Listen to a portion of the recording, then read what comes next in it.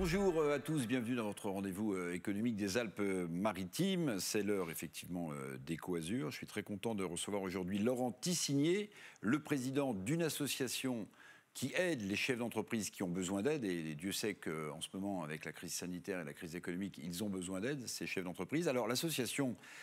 Bon, petit jeu de mots qu'on a dû vous souligner 100 fois, mais qui est assez astucieux, ça s'appelle Entraide. Bon, on aide, évidemment, mais ça s'écrit H-E-A-D, comme aide la tête, hein, comme on dirait headquarters, le siège social d'une entreprise. Donc, c'est une association qui aide les chefs d'entreprise. Elle existe depuis combien de temps, votre association ? Depuis le 4 mai 2020, au premier confinement. On travaillait dans notre garage depuis 2 ans et puis on a décidé à une dizaine de lancer cette association pour aider les chefs d'entreprise. Alors, il y a beaucoup de gens qui ont commencé dans des garages avec des petites start-up et qui ont fini avec des structures. C'est tout le bien qu'on peut vous souhaiter, notamment pour les chefs d'entreprise qui sont en difficulté. Aujourd'hui, je le disais en commençant, il y a beaucoup de chefs d'entreprise qui se posent beaucoup de questions.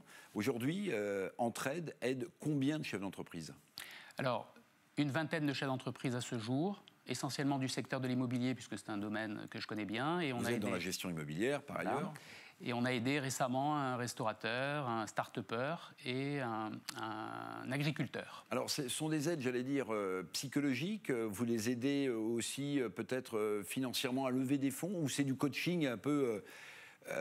oui, d'ordre psychologique, parce qu'ils sont en difficulté mentale. Les restaurateurs, ils sont fermés. Oui, c'est un soutien moral, on va dire, que nous formons un groupe d'aidants autour du chef d'entreprise qui rencontre des difficultés. Alors, difficultés d'ordre personnel, effectivement, le stress, la baisse de morale, poids des responsabilités, mais aussi relationnel dans son entreprise avec le personnel ou organisationnel.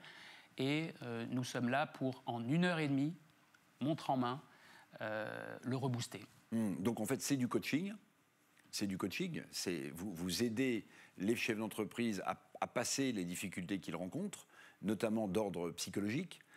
Mais est-ce que vous leur dispensez des aides un peu plus précises ? Alors, ce n'est pas une aide psychologique à proprement parler, on va dire que c'est une aide morale, un soutien moral, avec en face de lui d'autres chefs d'entreprise qui ont vécu souvent les mêmes choses, puisqu'on les sélectionne en fonction de la problématique que rencontre le dirigeant.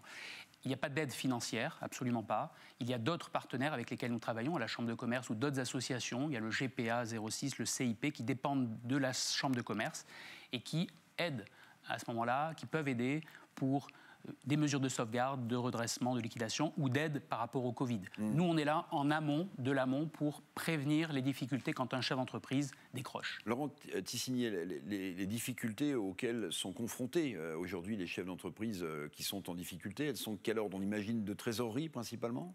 Oui, il y a de la trésorerie, il y a des baisses effectivement d'indicateurs. Le chiffre d'affaires en est un. Ça peut être de l'absentéisme lié à la crise et aux gens qui ont peur de se rendre en entreprise, le manque de liens lié au télétravail, les clients qui deviennent aussi effrayés, inquiets.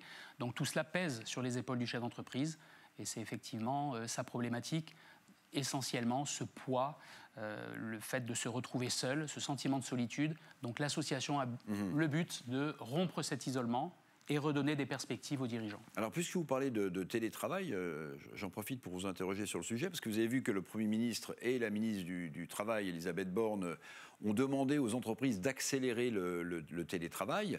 Il n'y a aucune obligation légale, bien sûr, hein, c'est un consentement entre le chef d'entreprise et le salarié.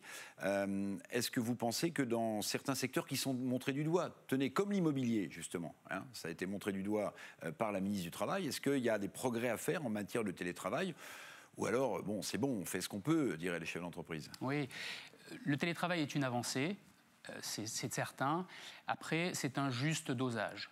À titre personnel, j'avais justement une collaboratrice qui était en télétravail pendant un des confinements et elle a décroché. Pourquoi ? Parce que difficile de s'organiser avec un enfant, un mari, une maison à faire tourner. Oui, quand on travaille depuis chez soi. Oui, avec des horaires. Et on a aussi besoin d'interaction sociale quand on est salarié. Et aussi, c'est pour ça. Et il a fallu effectivement rapatrier la personne au bureau pour à un moment donné se retrouver, reformer le lien, parce que ce lien est distendu quand on travaille à distance. C'est pas évident sur le long cours, donc il faut des petites touches. C'est un savant dosage entre les salariés et le chef d'entreprise. Alors revenons à Entraide, cette association que vous présidez, Laurent Tissigné, qui a pour vocation depuis mai 2020 d'aider les chefs d'entreprise en difficulté. Vous avez vu que le gouvernement a mis en place un certain nombre d'aides. Il y a des prêts que l'État garantit auprès de banques pour les aider. Il y a du chômage partiel. Est-ce que, lorsqu'on sortira de cette crise, vous attendez à beaucoup de faillites? Ou bien est-ce que vous les constatez déjà, les faillites d'entreprises? Il y en a peu, très peu, parce que, effectivement, l'URSSAF et tous les créanciers freinent des cas de fer. Même dans l'immobilier, on peut effectivement être tenté de mettre en difficulté un locataire qui ne paye pas son loyer. Pour autant, les lois sont là pour protéger aussi les activités fragiles. Donc tout est sous anesthésie. Viendra un moment où les aides cesseront, où les prêts seront à rembourser, et là, le poids va peser encore plus sur les chefs d'entreprise. Donc les faillites vont venir, c'est un fait, mais on peut les éviter.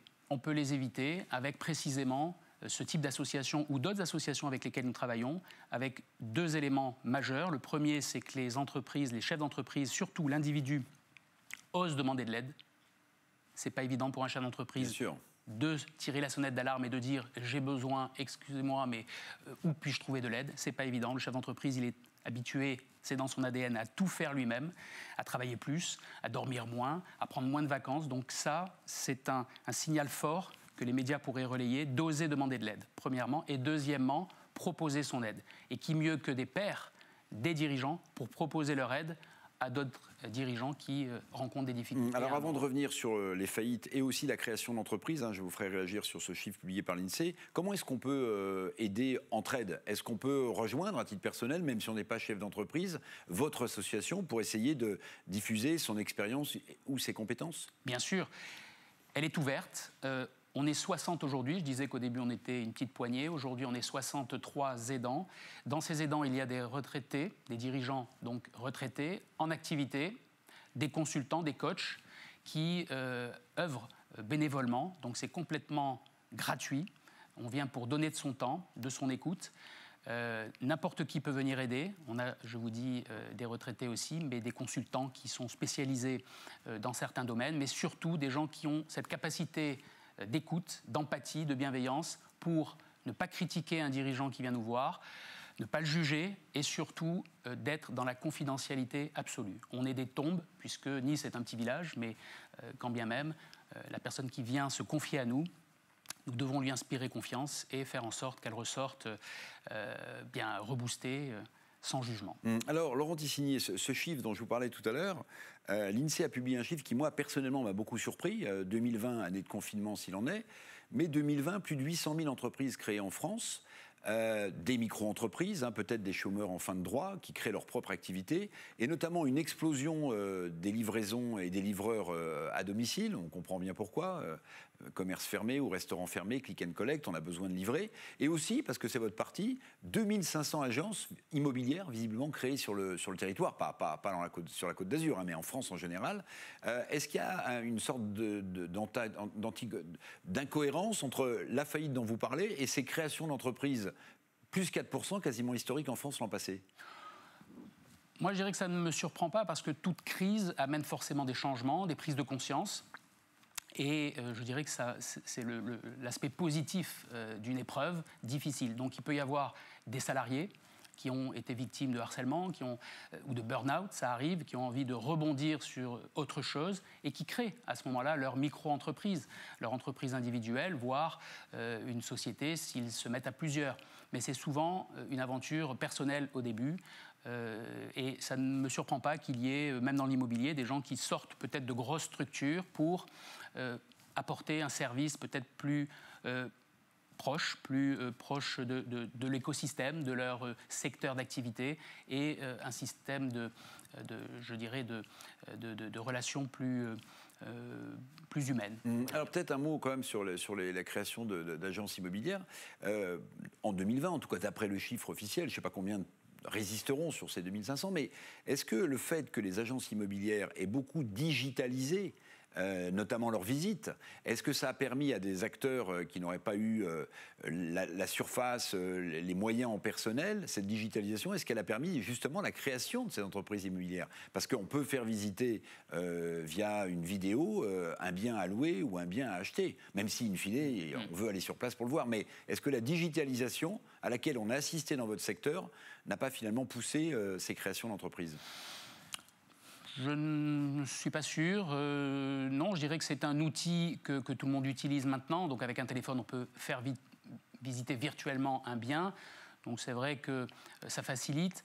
Je ne pense pas que ça ait créé... Il y a des startups, il y a effectivement des acteurs qui aident les agences, les grosses agences, les réseaux pour faire des états des lieux, faire des visites. Donc il y a des prestataires extérieurs qui se sont créés et qui apportent un complément. Maintenant... je vois plus cela comme un complément que réellement des créations nouvelles d'activités.